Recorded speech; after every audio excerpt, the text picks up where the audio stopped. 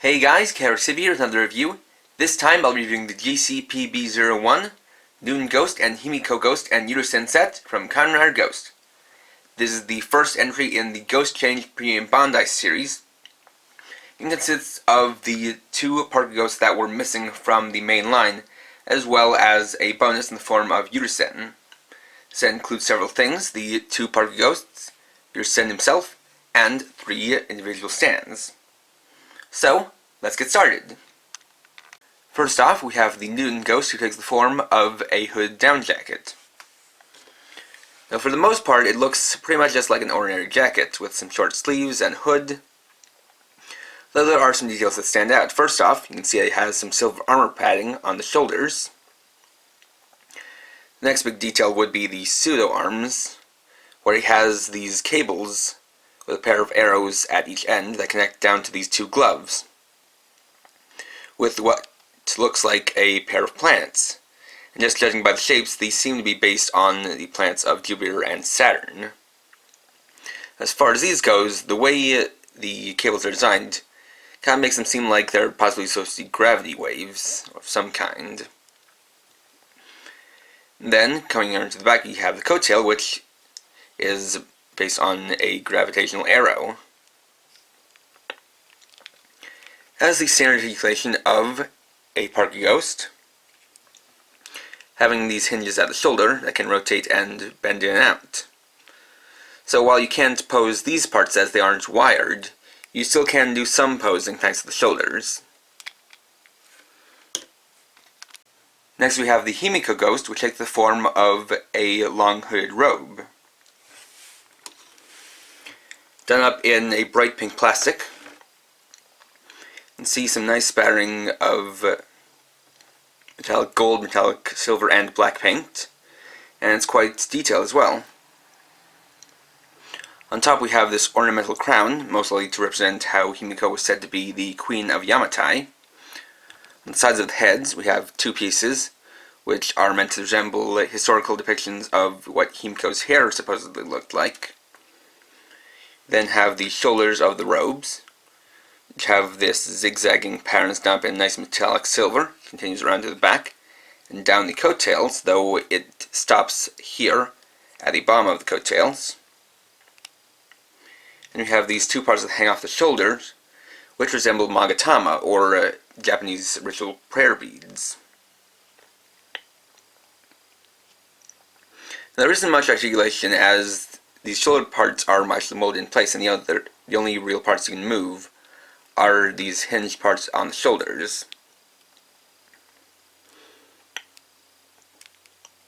So make of that what you will. And now we have the final piece of the set, Yurusen, a small spirit who acts as an assistant to Kamen Ghost. As you can see, he's very small but very well detailed. Going along with the eyeball theme of the show, his head is basically a gigantic eye with a will-o-wisp, some little teeth, and a pair of little painted-on blush stickers. He's wearing this little robe with a cape on it. You can see his orange wispy body. He isn't articulated, but you can rotate him on this specialized stand that he just plugs into on the back.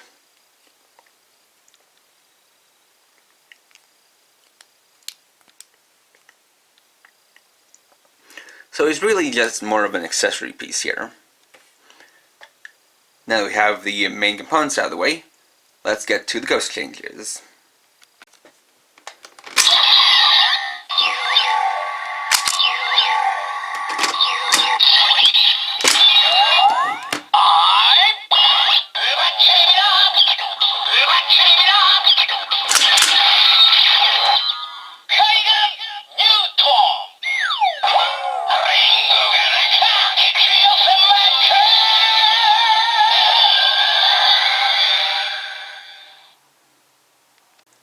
So for Noon, we're going to be using the base Ghost Transient.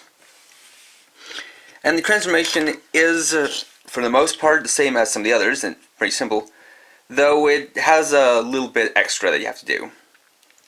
So to start off, obviously want to take the Ghost, lift up the face part,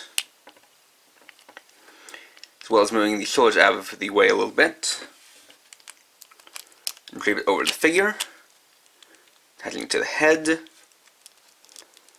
It's here to place on the shoulders. And where normally we'd be done, there is a little bit to do here. So, to have him hold onto these gloves, you want to rotate his hands forward like this, open up his fingers, get his hands in there, then just kind of push in until they're secured down. And do the same on the other side. It helps to bend his arm forward a little bit to help get in there.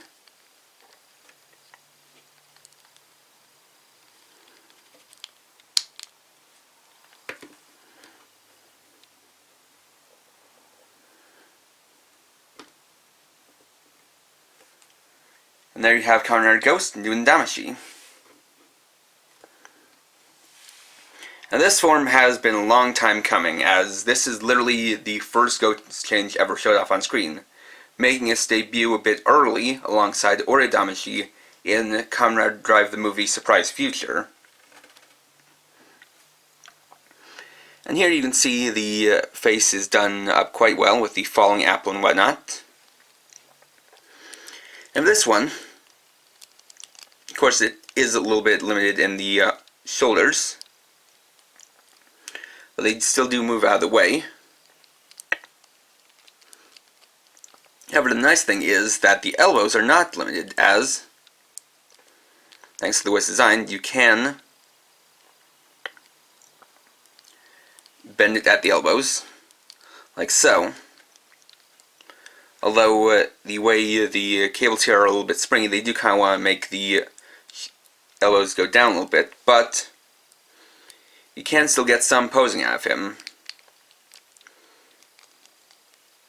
Though sometimes it helps to keep the arms a bit straighter.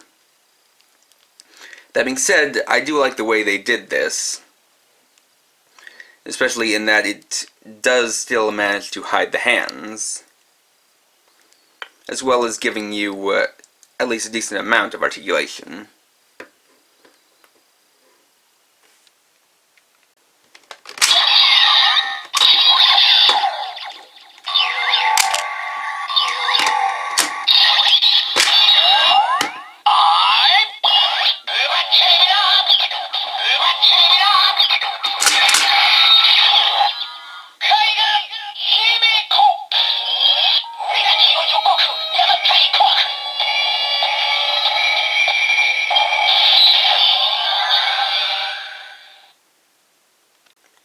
Next for Himiko, we'll be using Kamen Rider Ghost's Toko and Transient. So, I'll start by removing the stand, of course, then swiveling these two parts inwards, and pegging them in here on the chest, like so. Then unpeg the sides, lift up the face, and do the rest as normal.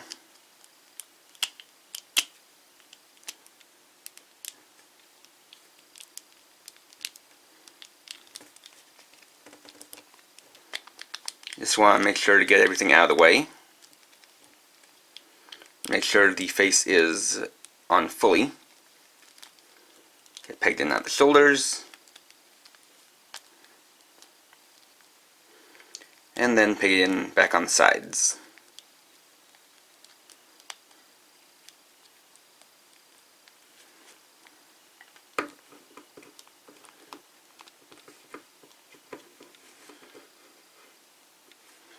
And there we have Kamen Rider Ghost, Himiko Damashi. Now this is certainly a unique form, as it's the first of Ghost forms and basically the only one that gives him a kind of feminine look.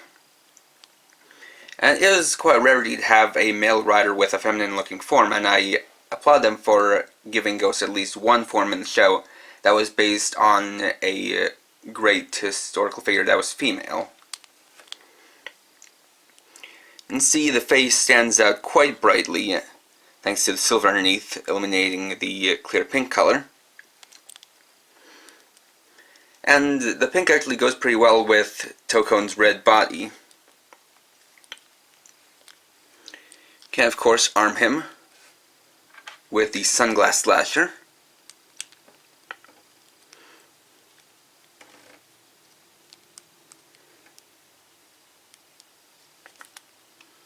And pose him how you see fit. The only tricky thing is that, unfortunately, this is probably one of the most limited in terms of the shoulder articulation because, like I said, these shoulder pieces are basically just kind of secured in place and aren't meant to swivel around. And as you can see here, they are basically just pegged in place like this, so you don't really want to break up that pegging. Or you kind of don't want to break up the connection between the pegs. But still a good looking form. Now the cool thing about this set compared to other sets is that these are a pair of ghosts that are designed for two different bodies, so you can actually display them, attach the figures side by side. And of course, with this being the Ghost Change series, you can swap them around. So, take Newton off of the regular transient.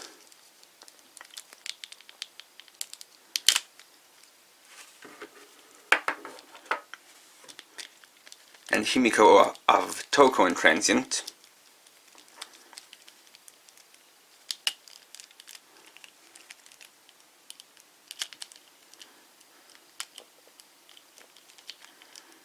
Which is a little tough due to the shoulders.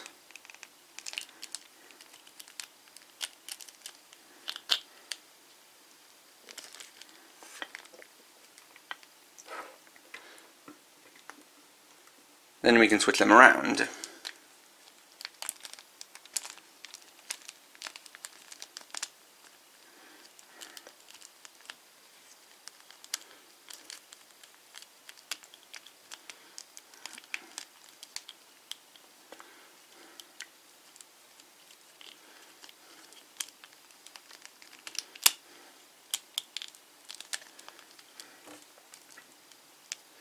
So there's Himiko on the normal body. If I can just get all the way in place.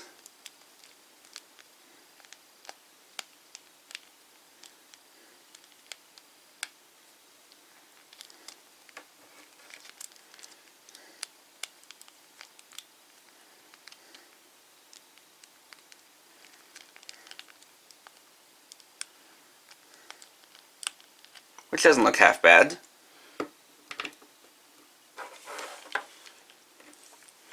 Then we can put Nuna onto this body.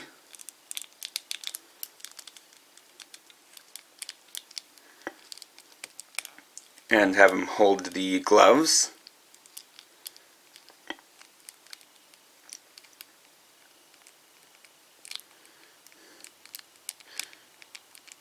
Said gloves actually hold the powers of attraction and repulsion, respectively. Or at least this one is attraction, this one's repulsion. Over the whole gravity theme. And just get the wrist to move.